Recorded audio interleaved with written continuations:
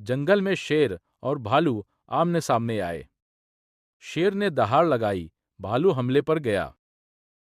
भयंकर लड़ाई छिड़ गई, धूल उड़ने लगी। दोनों थक गए, कमजोर हो गए।